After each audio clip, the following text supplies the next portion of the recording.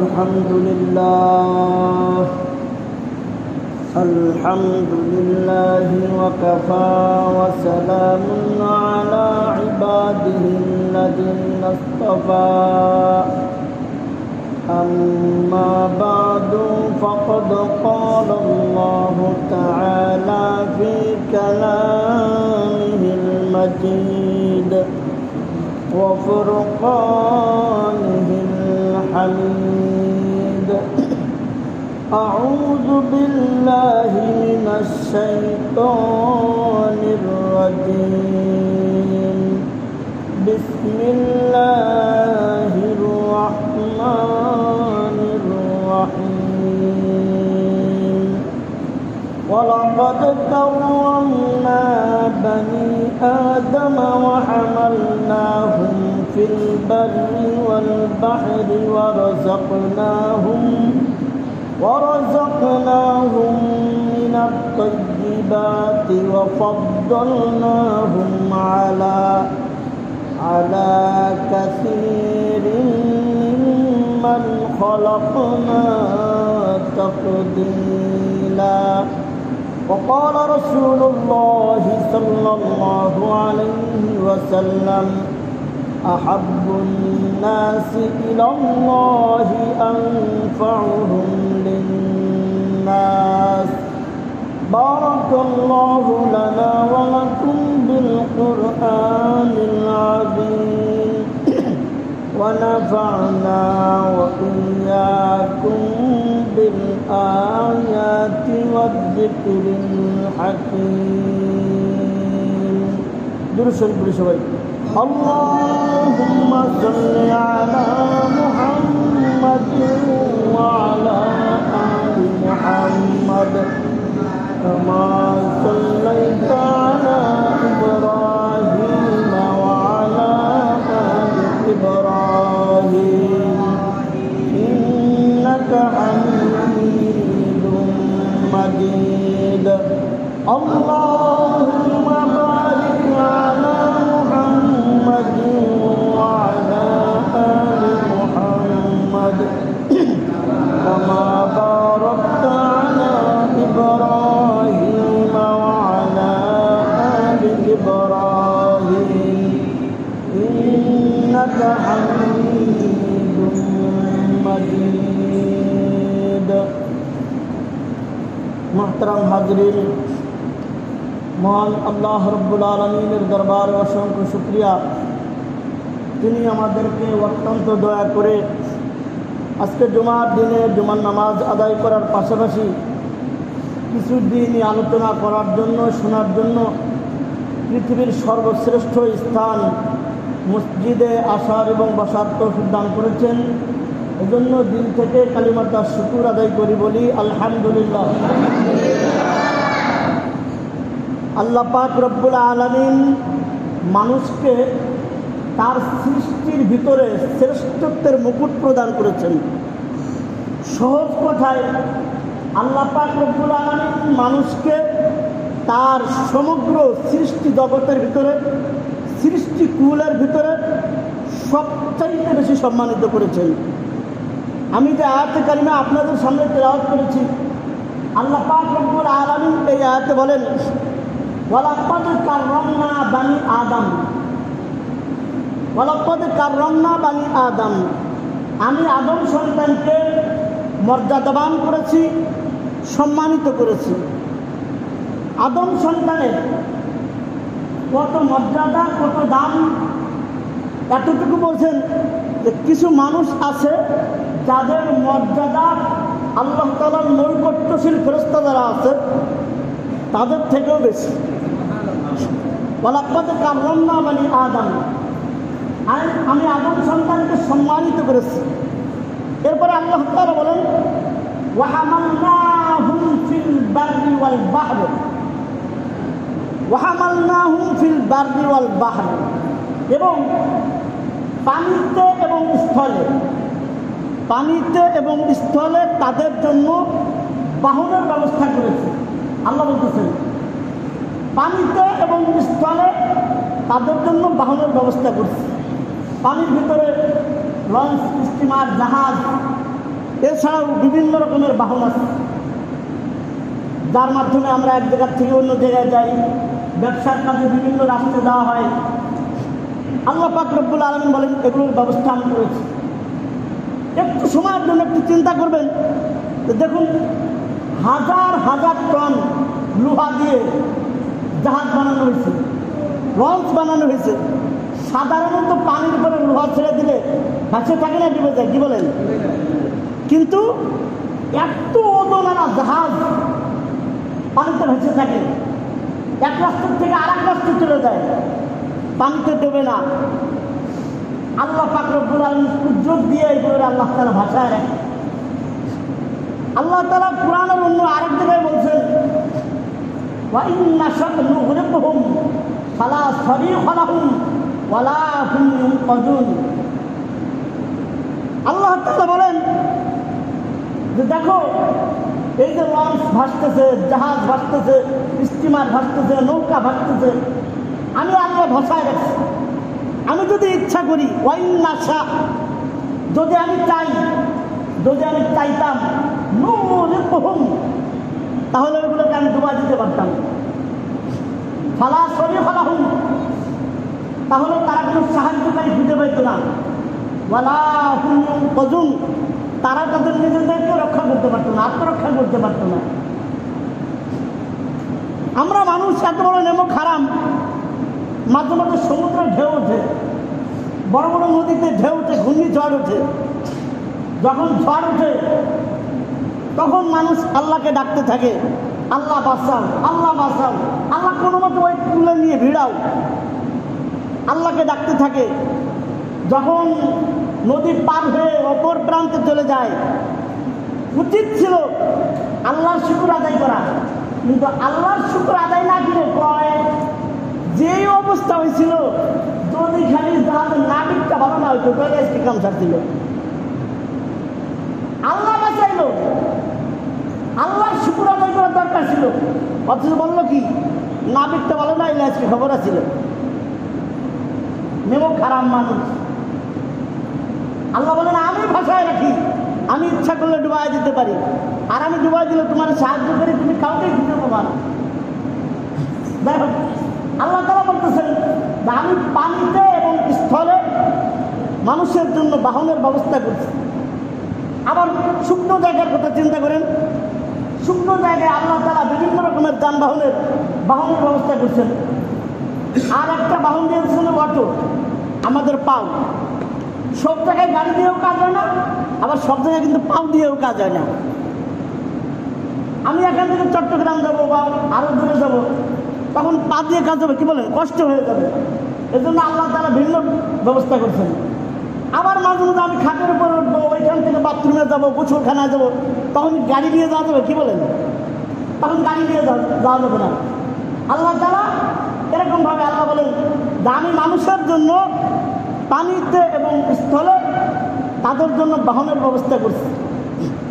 এরপরে আল্লাহ তাআলা বলেন ওয়ারাযাকনাহুম মিনাত তাইয়্যিবাত, আমি তাদেরকে পবিত্র রিজিক প্রদান করেছি। আমরা যে সমস্ত জিনিস খাই, বিস্তারিত বলতে গেলে অনেক সময় লাগবে, একটু চিন্তা করে দেখেন, একটা আম, ওর উপরে একটা খোসা আছে না নাই, কি বলেন, একটা কলা উপরে খোসা আছে না নাই, খোসা যদি না থাকতো, আমের উপরে যদি খোসা না থাকতো, তাহলে আমটা বা কলাটা খাওয়ার উপযুক্ত থাকতো, কি বলেন। আল্লাহ বলেন ওয়ারাযাকনাহুম মিনাত তাইয়্যিবাত, আমি তাদেরকে পবিত্র রিজিক প্রদান করেছি। এরপরে আল্লাহ তাআলা বলেন ওয়াফাদ্দালনাহুম আলা কাসীরিন মিম্মান খালাকনা তাফদীলা, এরপরে আমি মানুষকে বহুত সৃষ্টির উপরে তাদেরকে শ্রেষ্ঠত্ব প্রদান করেছি। এই আয়াতের ব্যাখ্যা অনেক বেশি, এজন্য সংক্ষেপে আমি আপনাদেরকে একটা হাদিস শোনাই। হযরত জাবের রাদিয়াল্লাহু তাআলা আনহু থেকে বর্ণিত, খুব খেয়াল করে শুনবেন। আল্লাহ পাক রব্বুল আলামিন যখন আদম আলাইহিস সালাম এবং তার সন্তানদেরকে সৃষ্টি করলেন, তখন ফেরেশতারা এই দৃশ্য দেখার পর আল্লাহ তাআলার কাছে একটা আরজি পেশ করলেন, আবদার পেশ করলেন যে আল্লাহ আপনি মানুষ সৃষ্টি করছেন, তারা খাবে, পান করবে, বিয়ে শাদী করবে দুনিয়ায়, তা আপনি আদম সন্তানদেরকে আপনি তাদেরকে দুনিয়া দিয়ে দেন, আর আমরা ফেরেশতারা যারা আছি আমাদেরকে আপনি আখেরাত দিয়ে দেন। আবদারটা ছিল কাদের? ফেরেশতাদের। আলোচনার কথা বললে উত্তর দেবেন, তাহলে বোঝা যায় যে কিছু বুঝতেছেন। আবদার করলো কারা? ফেরেশতারা আবদার করলো আল্লাহ তাআলার কাছে, যে আল্লাহ আপনি মানুষকে দুনিয়া দিয়ে দেন আর আমাদেরকে আখেরাত দিয়ে দেন। মানুষ এত বড় সম্মানিত, এত দামি এক সৃষ্টি, আল্লাহ তাআলা উত্তর দিলেন, দেখো আমি যাদেরকে আমার দস্তে কুদরত অর্থাৎ আমার কুদরতি হাত দিয়ে যাদেরকে আমি বানাইছি, তাদের উপরে তাদেরকে আমি শ্রেষ্ঠত্ব দিতে পারি না যাদেরকে আমি হুকুম দিয়ে বানাইছি। সুবহানাল্লাহ বলবেন না? গ্রহ, নক্ষত্র, চন্দ্র, সূর্য, নদী, নালা, খাল, বিল, দুনিয়ার মধ্যে যা কিছু আছে আল্লাহ সব বানাইছে হুকুম দিয়ে। আল্লাহ বলছেন কোন, সাথে সাথে ফায়াকুন হয়ে গেছে। আর আল্লাহ তাআলা মানুষকে হুকুম দিয়ে বানান নাই, আল্লাহ তাআলা মানুষকে তার দশটা কুদরতি হাত দিয়ে আল্লাহ তাআলা মানুষকে বানাইছেন। আল্লাহ তাআলা বলতেছেন, যাদেরকে আমি আমার কুদরতি হাত দিয়ে বানালাম, তাদের উপরে যাদেরকে আমি হুকুম দিয়ে বানাইছি, তাদেরকে আমি শ্রেষ্ঠত্ব দিতে পারি না। ফেরেশতাদের ভিতর থেকে চিৎকার বের হয়েছে, আল্লাহ তাহলে আমাদের কি উপায় হবে? আমরা কি করব? তখন আল্লাহ তাআলা ফেরেশতাদেরকে উদ্দেশ্য করে বললেন, তাস্তাখদিমুনাহুম, তোমরা যাদেরকে আমি আমার কুদরতি হাত দিয়ে বানাইলাম মানুষ, তোমরা ফেরেশতারা ওই মানুষের সেবা করবা, খেদমত করবা। আপনার আমার যত বাহাদুরি আছে সব ফেরেশতাদের মাধ্যমে। ফেরেশতারা বিভিন্ন জায়গায় আমাদের অঙ্গ প্রত্যঙ্গে তারা ডিউটি পালন করতেছে, এই জন্য এই সমস্ত অঙ্গ প্রত্যঙ্গ দিয়ে আমরা বাহাদুরি করি। ওই ফেরেশতারা যদি এক মুহূর্তের জন্য তারা যদি বলতো যে না, আমরা এই ডিউটি এক মুহূর্তের জন্য অব্যাহতি দিলাম, পালন করবো না আমরা এই ডিউটি। মাঝে মধ্যে ডাক্তাররা এরকম করে নাকি বলেন, বাংলাদেশে এরকম ঘটনা ঘটছে যে আমার হাসপাতালে কোনো রুগী দেখবো না। ফেরেশতারা যদি তাদের দায়িত্ব থেকে অব্যাহতি দিত যে আজকে আমরা দায়িত্ব পালন করবো না, তাহলে এক মুহূর্ত পরে পৃথিবীর কোনো মানুষ বেঁচে থাকার ক্ষমতা রাখতো না। আমাদের বাহাদুরি কিসের মাধ্যমে? ফেরেশতাদের মাধ্যমে। এরপরে আসেন, আল্লাহ পাক রব্বুল আলামিন আদম সন্তানকে সম্মানিত করলেন। এখন প্রত্যেকটা আদম সন্তানের উচিত হলো এই সম্মানটা বজায় রাখা। আমি একজন ইমাম সাহেব, মাদ্রাসার একজন হাফেজ সাহেব, আমি যদি আমার নিজের সম্মান যদি আমি নিজে বজায় না রাখি, তাহলে মানুষ আমাকে সম্মান করবে? কি বলেন, করবে? ওনার নিজের সম্মান উনি নিজেই ধরে রাখতে পারে না, তাহলে আমরা সম্মান করবো কি? তা আল্লাহ তাআলা মানুষকে সম্মানিত করেছেন। এখন মানুষের উচিত হলো এই সম্মানটা ধরে রাখা। এখন আল্লাহ তাআলার কাছে সম্মানের মাপকাঠি কি? আল্লাহ তাআলার কাছে মানুষের সম্মানের মাপকাঠি হলো তাকওয়া, আল্লাহর ভয়। যার ভিতরে যত বেশি আল্লাহর ভয় থাকবে সেই আল্লাহ তাআলার কাছে সবচেয়ে বেশি সম্মানিত। আল্লাহ তাআলা পবিত্র কোরআনে বলছেন, ইন্না আকরামাকুম ইনদাল্লাহি আতকাকুম, নিশ্চয় তোমাদের মধ্যে ওই ব্যক্তি সবচেয়ে বেশি সম্মানিত যে যত বেশি মুত্তাকি, যার ভিতরে যত বেশি আল্লাহর ভয় আছে। আল্লাহ তাআলা পবিত্র কোরআনের অন্য জায়গায় বলছেন, ওয়া আম্মা মান খাফা মাকামা রাব্বিহি, যে ব্যক্তি তার রবের সামনে দাঁড়ানোর ব্যাপারে ভয় করে, অর্থাৎ আজকে আমি মিথ্যা কথা বলবো, আজকে আমি এই মানুষের উপর অপবাদ দিয়ে দেবো, আমি আজকে চুরি করবো, ডাকাতি করবো, সুদ খাবো, ঘুষ খাবো, এর জন্য তো একদিন আমাকে আল্লাহর সামনে দাঁড়াইতে হবে। যে ব্যক্তি আল্লাহ তাআলার সামনে দাঁড়াতে হবে বলে সে আল্লাহ তাআলাকে ভয় করে, ওয়ানাহান নাফসা আনিল হাওয়া, তার নফস থেকে কুপ্রবৃত্তি থেকে বিরত রাখে, আল্লাহ বলেন ফাইন্নাল জান্নাতা হিয়াল মাওয়া, তার ঠিকানা হবে জান্নাতুল মাওয়া। তাহলে আল্লাহ তাআলার কাছে দামি কারা? যার অন্তরে যত বেশি আল্লাহর ভয় সে আল্লাহ তাআলার কাছে তত দামি। আমরা নাদানের গোষ্ঠী, আমরা মনে করছি যে যার যত বেশি ক্ষমতা তার যত বেশি। এই জন্য কিছু নাদানের গোষ্ঠী তারা ক্ষমতা পাওয়ার জন্য অথবা ক্ষমতা ধরে রাখার জন্য তারা মরিয়া হয়ে লাগছে, ক্ষমতা যাতে না আসতে। আর আমি কিভাবে ওই ক্ষমতায় উঠতে পারি? এরা মনে করছে কি যে ক্ষমতার মধ্যেই মানে সম্মান নিহিত আছে। আরেক শ্রেণীর মানুষ তারা মনে করছে কি যার যত বেশি টাকা পয়সা থাকবে সেই মনে তত বেশি সম্মানিত। এজন্য ওই গোষ্ঠী দেখবেন যে টাকা কামাই করো, হালাল হোক হারাম হোক, মানুষের মাইরে হোক, যেমনি হোক টাকা কামাই করতে হবে, তারা টাকার পিছনে লাগছে। আবার কিছু মানুষ মনে মনে ভাবছে যদি আমার চেহারাটা সুন্দর হয়, আমি যদি সুঠাম দেহের অধিকারী হতে পারি, তাহলে মনে হয় আমি সবচাইতে বেশি সম্মানিত হতে পারবো। এজন্য কিভাবে এই বডি ফিটনেস ভালো রাখা যায় এর পিছনে তারা পাগল পারা, কিভাবে এটা ভালো রাখা যায়। আমি আমার ভাষায় বলি, আরে ভাই, ক্ষমতায় যদি সম্মানের মাপকাঠি হতো তাহলে সবচেয়ে বেশি সম্মানিত নম্রতার ফেরাউন হইত। যদি ক্ষমতায় যদি সম্মানের মাপকাঠি হতো তাহলে নম্রত ফেরাউন তারা সবচেয়ে বেশি সম্মানিত। তারা বেশি সম্মানিত না লাঞ্ছিত? কি বলেন? লাঞ্ছিত। তাদের ক্ষমতা কত ছিল, আপনার কতটুকু ক্ষমতা আছে?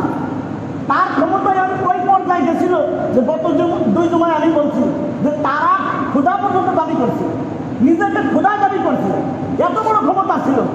কিন্তু ক্ষমতায় যদি সম্মানের মাপকাঠি হতো তাহলে নম্রতার ফেরাউন তারা সম্মানিত হতো। মানুষ তাদের নাম আজকে সম্মানের সাথে নাই না, কি বলে নাই নাকি? ঘৃণার সাথে তাদের নাম উচ্চারণ করে। টাকা পয়সা ধন দৌলত যদি মানুষের সম্মানের মাপকাঠি হতো তাহলে কারুন সবচেয়ে বড় সম্মানিত হতো। তারপর তো সংবাদ ছিল, গত জমায় বলছে, সুন্দর দেহ সুঠাম দেহের অধিকারী শুধুমাত্র যদি এই বিষয়টাই সম্মানের কারণ হতো তাহলে আবুল আহাব সবচেয়ে বেশি সম্মানিত হতো।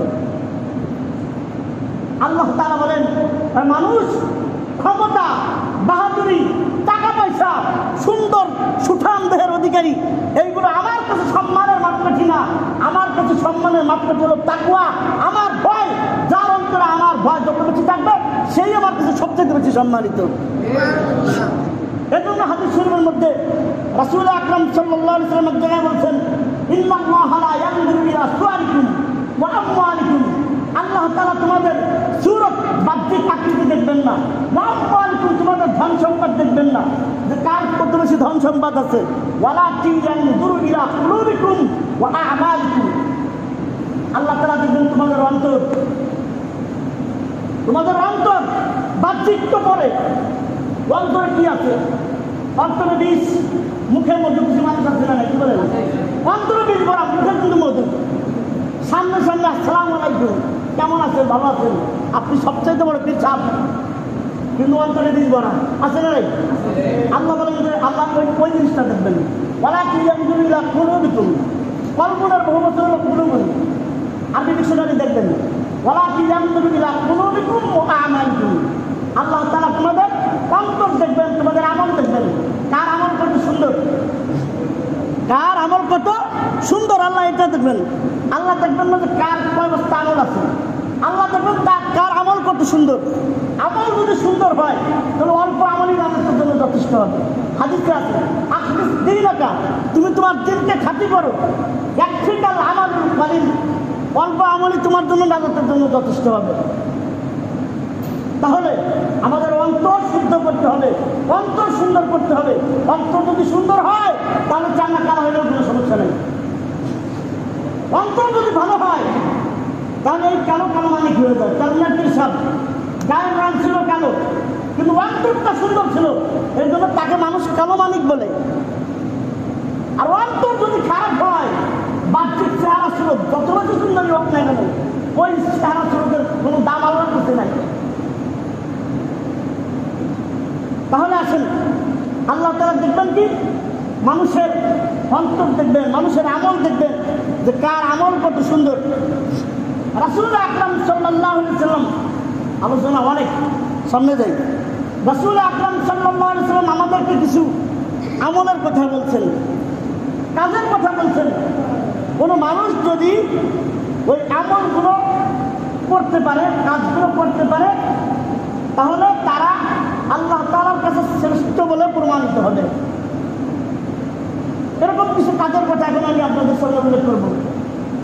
1 নম্বর কাজ হলো কুরআনুল কারীমের জ্ঞান অর্জন করা।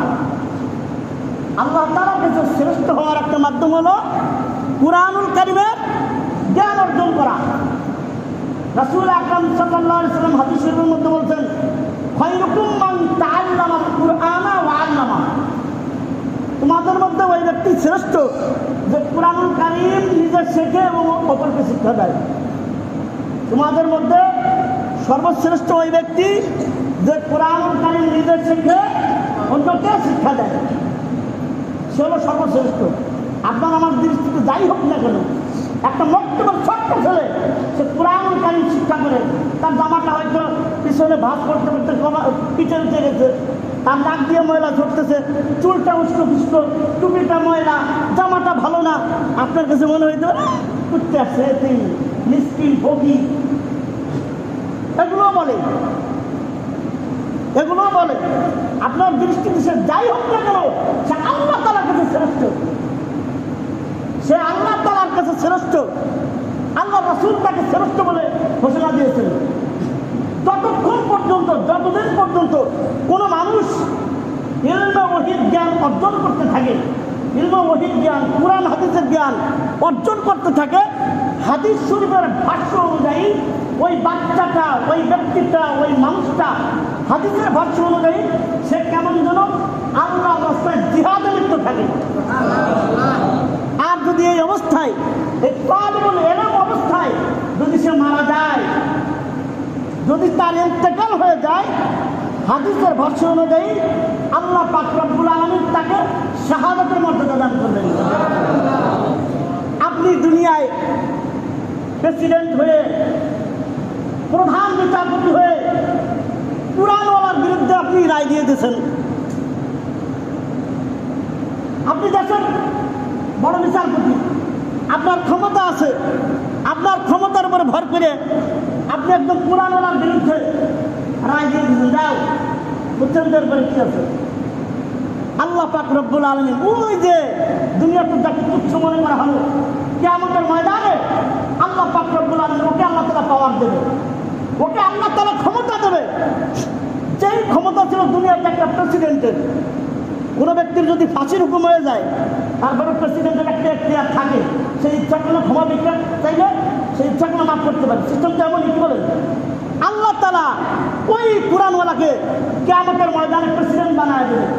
হাদিস শরীফের ভাষা অনুযায়ী আমি বলতেছি, তার পরিবারস্থ এমন 10 জন ব্যক্তি যাদের ব্যাপারে জাহান্নাম ওয়াজিব হয়ে গেছে, এরকম 10 জনকে সে সুপারিশ করে জান্নাতে নিয়ে যেতে পারবে। আপনি জান্নাত দিলে কি? আল্লাহ তাআলার কাছে তারা দামি, আল্লাহ রাসূলের কাছে তারা দামি।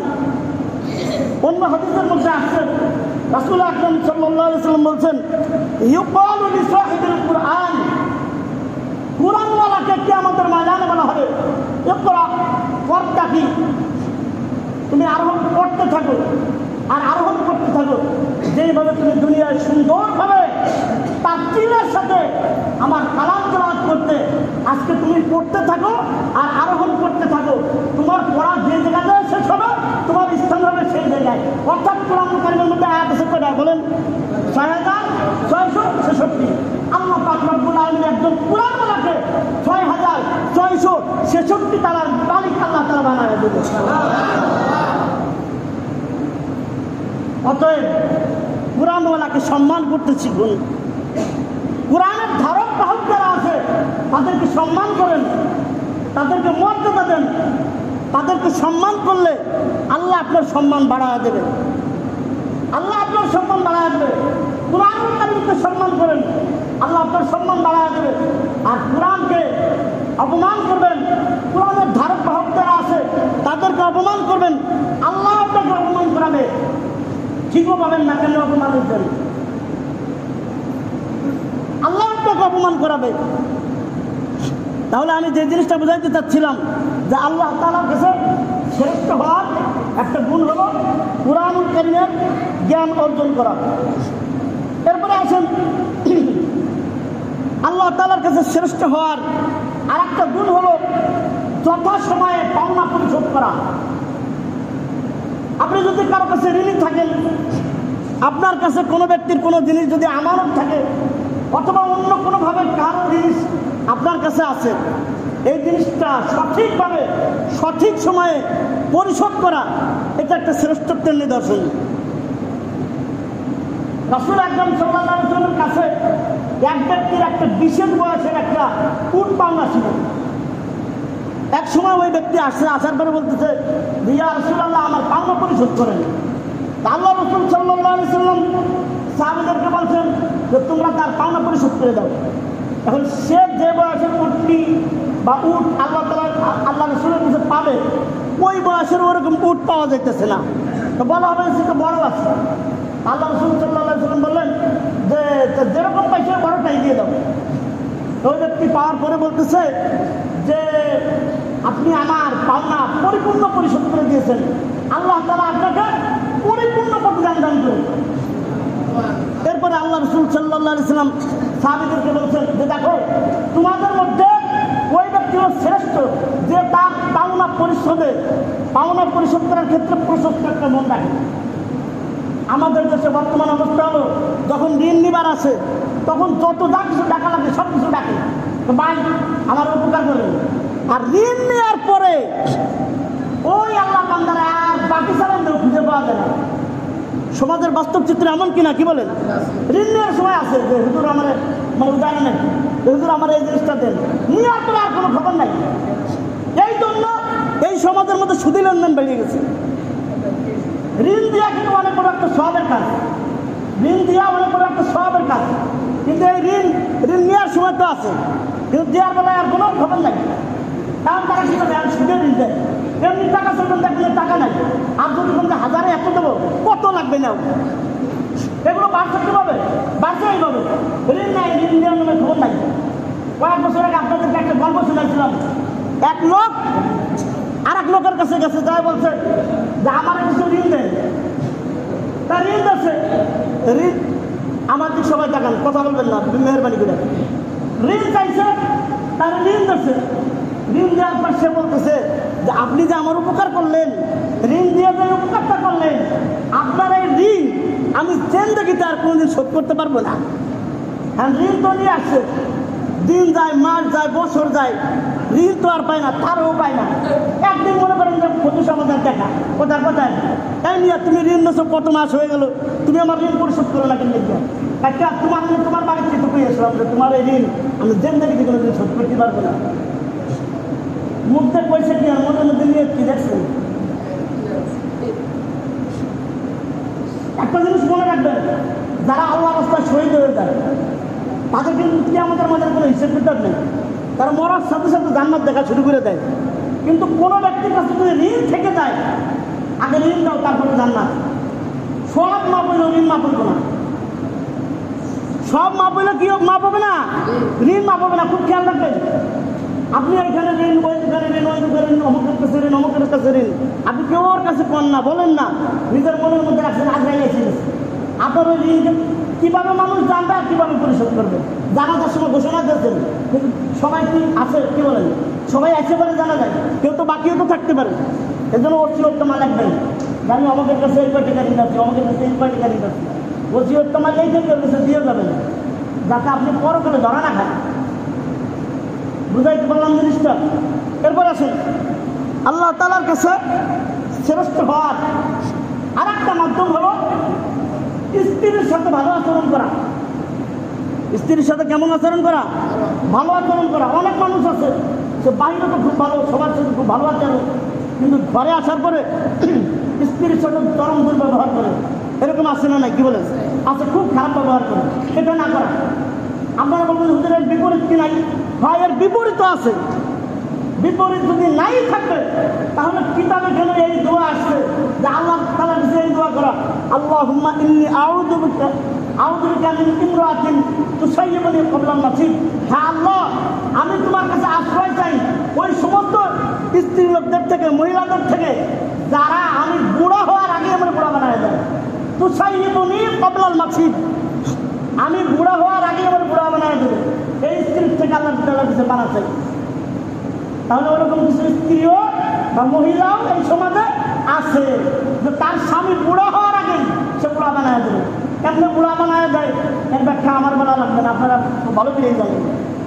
তাহলে স্ত্রীর সাথে ভালো আচরণ করা, আল্লাহ রাসূল সাল্লাল্লাহু আলাইহি ওয়াসাল্লাম বলছেন তোমাদের মধ্যে ওই ব্যক্তি হলো উত্তম, শ্রেষ্ঠ যে তার স্ত্রীর কাছে উত্তম। আপনার ভালো মন্দ সবচেয়ে বেশি জানে আপনার স্ত্রী। সে যদি স্বীকৃতি দেয় আপনি উত্তম, আপনি উত্তম। আর সে যদি স্বীকৃতি দেয় না ভালো না, তাহলে ওই কথা আল্লাহ তাআলা আমাদেরকে বোঝার তৌফিক দান করুন।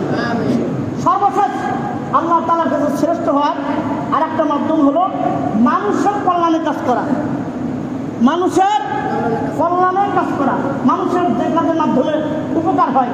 যেমন গত সপ্তাহে আপনারা ঘাটলার ব্যাপারে আলোচনা করছিলেন যে এখানে একটা ঘাটলা দরকার, এটা মানুষের উপকার, এটা একটা ভালো জিনিস।